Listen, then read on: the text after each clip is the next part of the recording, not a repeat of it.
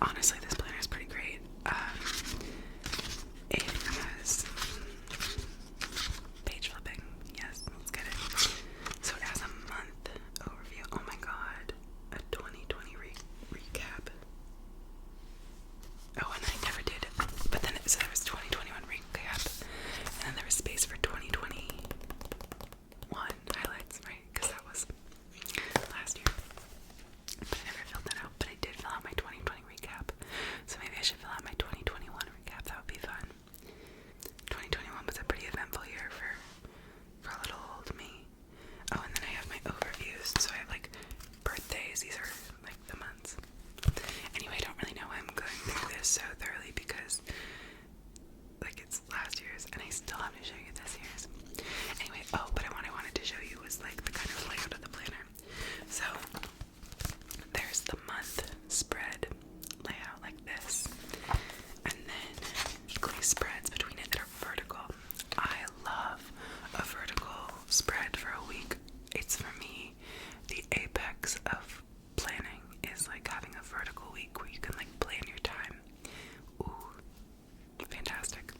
And so it has all of January's weeks, and then we get to February, and there's the February month spread. And then we have all, whatever, 4 weeks in February. This is a more filled in page, where I did more. So that's what this planner setup is like. Oh, I kept track of all the books I read each month. I totally forgot about that. Anyway, planners are like, for me, such great tools for reflection. I love looking through old planners. It just reminds me of like fun times or things that I did, or even the way that I was thinking about my time in the world and whatever. So this is our whole pal from Mosery, a fantastic planner.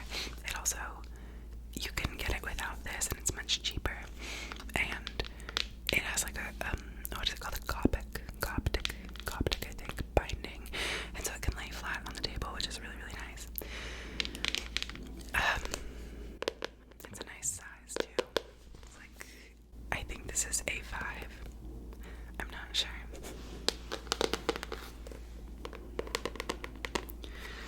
So in 2020, oh geez, what planner did I have in 2020? So in 2021, this was my planner. The year before that, I think I had a hobonichi, techo, cousin. So that's the larger size. So let me just show you my planner this year. I am once again returning to my hobonichi.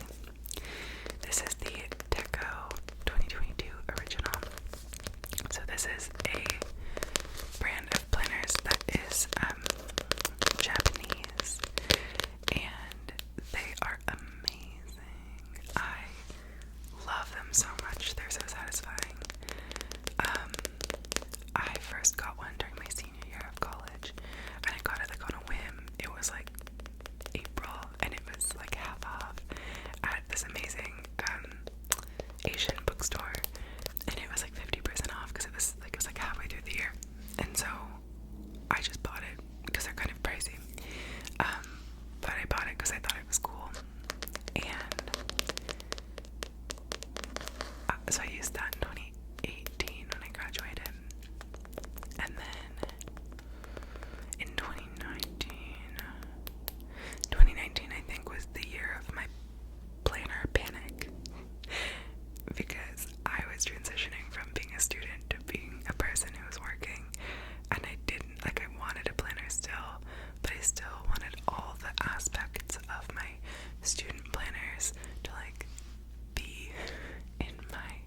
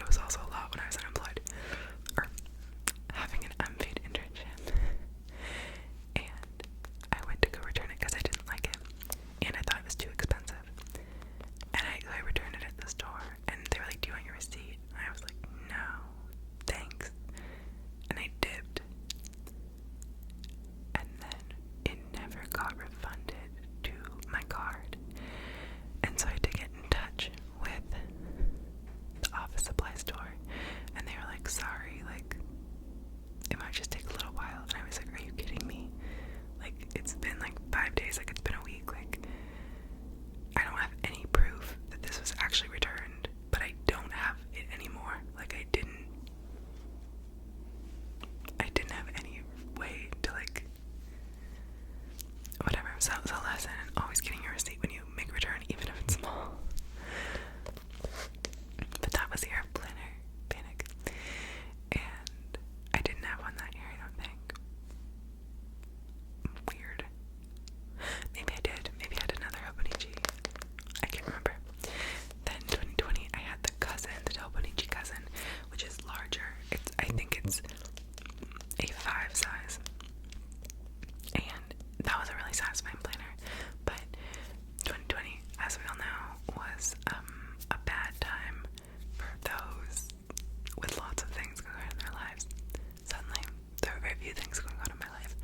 And so having a planner, by February was moot. I used it, but it was like too much. And then I got this Mossery one, which I like. And then I got this one, because I'm feeling nostalgic, and I think this planner will be wonderful this year. So, I want to show you inside of this planner, and I don't know the best way to do that. And I think I would like to turn my camera up so we could sit on the table, open it up, I could write in it a bit or whatever. Here we are. So, this is the Hobonichi Techo 2022 original. And it's quite small, as you can probably tell. This is my hand next to it. It's very little. It's also quite thin. It's not a dense boy, even though it does have a page for every single day of the year in it. We'll get into that a little bit more later. But it also has Coptic binding, so it lays flat on the table. You can see that because of the ridges here. That's how you know. And you can also see that the pages are quite thin. They're almost sometimes it seems like see-through or transparent, but that being said, if you are an artist and you're drawing in here, that might be a little rough. But for writing and for pens, I am always amazed by how little it bleeds through. First, we have a year at a glance. This book I got is in Chinese. I took Chinese for probably 7 or 8 years of my life. And I'm super rusty now. But I thought that this could be a fun way to just kind of keep the characters in my mind and just kind of keep my brain operating in kind of 2 different languages, just for fun. They do make the original in English and in Japanese. And the one that I had a couple years ago, the cousin, which is a slightly larger size, only comes in Japanese. So I've had one planner in English, one that was in Japanese, and this one is in Chinese. This is Jinyan, which means this year.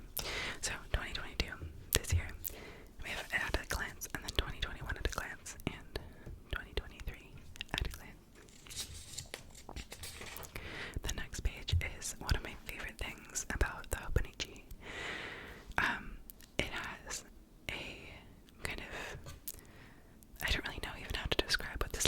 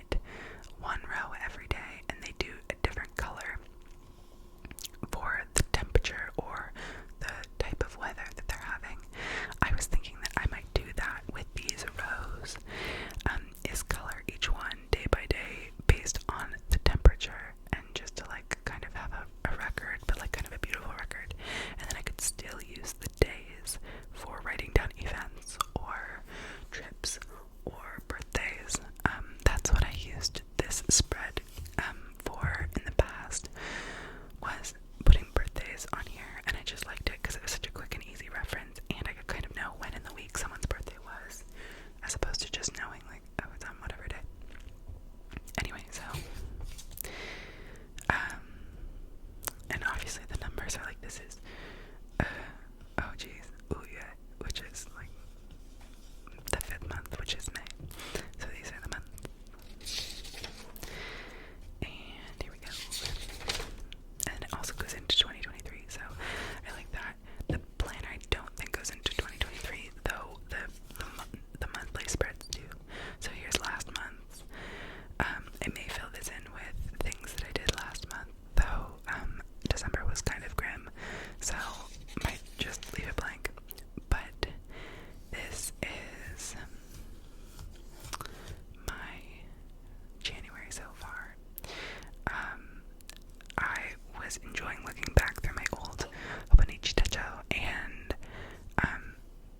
the ways that I did differently and beautifully, or just like really like cleanly. Either way was like fun to look at. And so my plan is just to, go where the river takes me in terms of design or cohesive theme. There was some months where I would like use a cohesive theme and it looked nice, and then I don't know. But this is where we are today, and we have a remote week of school for the next 4 days, and then we go back in person. I went to a cabin over New Year's Eve with some of my friends, and upcoming is my dad's birthday. So that's as much as I've moved into the planner so far. Usually I will put events or birthdays on the monthly spreads as well. I also usually write out my school schedule since, it's like part of my life. So there's these monthly spreads for every month. I'm gonna just flip through them a little bit more quickly now. But as you can see, the paper is quite thin, like you can see the light through it. But as I said, like, it does not bleed at all. It's very nice. So, I don't know if I've already mentioned my ideal planner spread, but I'm gonna tell you now as we're flipping through. So here's what my ideal planner would look like if I were to create it. It would look a lot like this. Like, I love this. I love the grid. I love the craft paper. I love like the functionality of it, but still the ability to have it be designed and creative to your needs. You know what I mean? Like, I love that it's a space where I could be very practical, Spartan, like concise, or I could like draw all over it and it would look beautiful either way. So my dream planner would be like this, but then it would have a monthly, and it would have a weekly page, and then it would have all the days in that week after the weekly page, and then another weekly page, and then it would go through like that. Similarly to the Mossery one, though it would have a daily page just like the hobonichi. Not that I use a daily page every day, but there are some days where it would be really nice to just have that, like, contained spot to write something that I needed to do for a day. So that would be my dream. Maybe one day I'll make it happen. I'll get in touch with hobonichi and tell them my ideas. Because the thing that I do find a little bit frustrating about this kind of planner is that it's hard to go back and forth in it, like if I'm on, today is what, the 3rd of January. If I were gonna do this, like, oh my god, what am I trying to say? I totally spaced out. Like, if I were writing on this page and I didn't have my thumb in where the month was, but I wanted to see what was happening later in the month, like, to go back, I have to, like, fan through it, basically, to, like, get to January, instead of just being able to go, oh, like, my January thing was right there. So for me, that's kind of something I want in a planner, is them to be a little bit more, like, linearly organized. But, there's a functionality to this, too, that kind of reminds me of, like, bullet journaling, I obviously did try my hand at bullet journaling. If you were wondering, I absolutely did. It was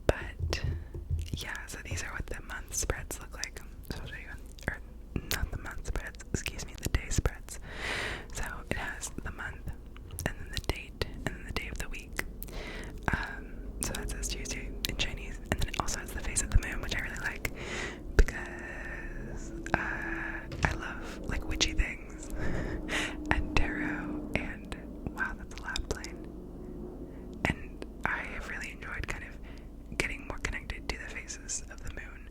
That sounds really hokey, but it is the plain truth. So, on this left side, it has a timetable, and I don't know if it's possible to see, though I think it is, that there's kind of this darker grid line going down here, so it separates the timetable from this side of the page. And then, so there's the timetable over here, which goes, I think, 24 hours. So you can write out your plans, and there's like little check boxes up here for to-do lists. And then there's, you know, all this extra space here for plans or for lists, or obviously, as I did on this page, like, I used way more than the to-do list space to write my list. But, yeah, and so there's pages, you know, for every day of the year, which I also think is so neat. I really just enjoy this planner so much. And so I guess, I was saying there's an English version, so there's all these sayings and, you know, like aphorisms at the bottom of the page. Oh my god, sorry, I'm just getting so distracted because it was like hailing, sleeting outside, and now it is fully snowing. Like hard downpour. Wow. Anyway, it has these like sayings and aphorisms at the bottom, which, you know, when it's English, like mean a little bit more to me than when it's in Japanese. I'm hoping that maybe I can brush up on my Chinese enough to kind of understand parts of these things, but by no means is my Chinese good enough to just be able to read this. Now I'm trying to because I want to prove myself wrong, but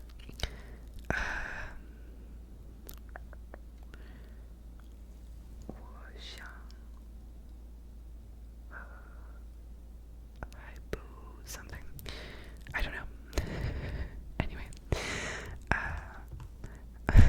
when I took Chinese in college, in high school, my Chinese teacher was really nice. In college, she was nice too, but she was much more like strict and hard on us. My Chinese teacher in high school was just like happy to be there.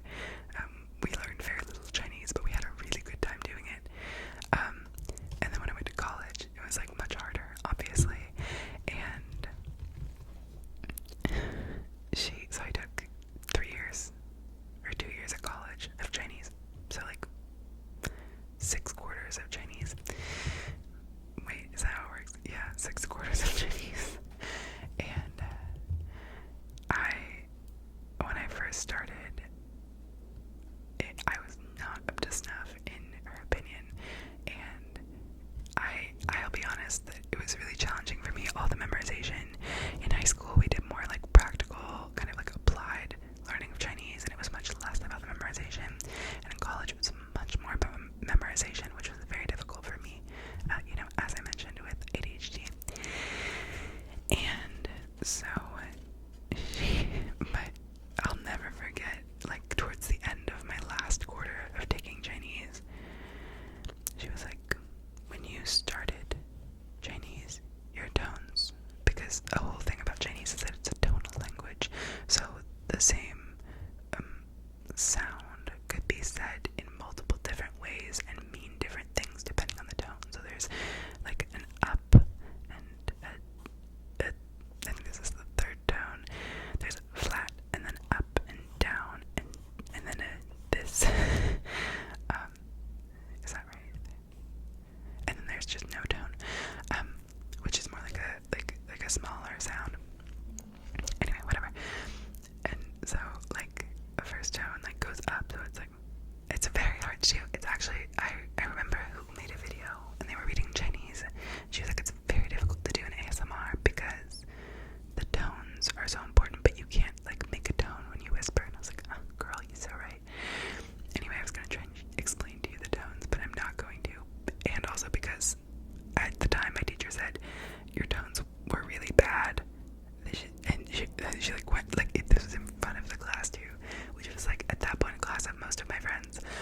But she's like, your tones were just terrible. They were so bad, and now they are okay. And I was like, oh my god, all this work. I have been working so hard to make my tones like good enough to pass the class. And she's like, they're okay. And I was like, all right, like that's all I need is just an okay. Like that's fine. So Chinese is for sure not my strong suit, but I really, really enjoyed studying it. And also learning to write in Chinese.